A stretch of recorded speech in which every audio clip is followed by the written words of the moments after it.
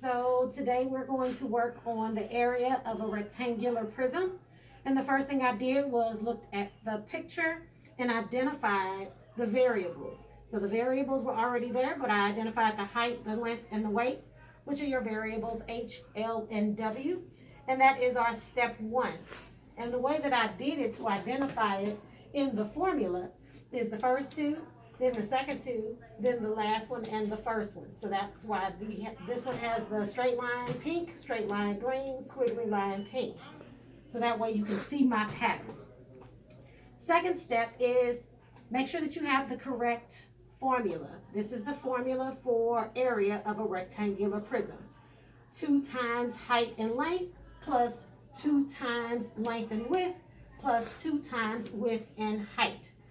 Step 3 is to plug in the variables in the formula.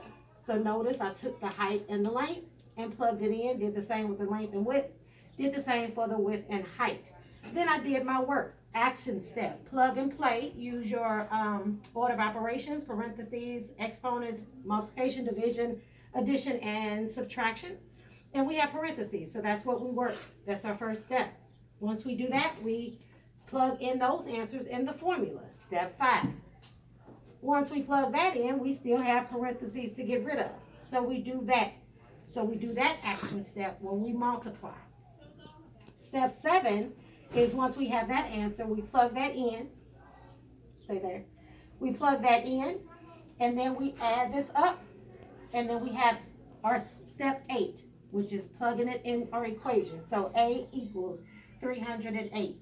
I have all of your steps here. Step 1, identify the variables. Step 2, identify the formula.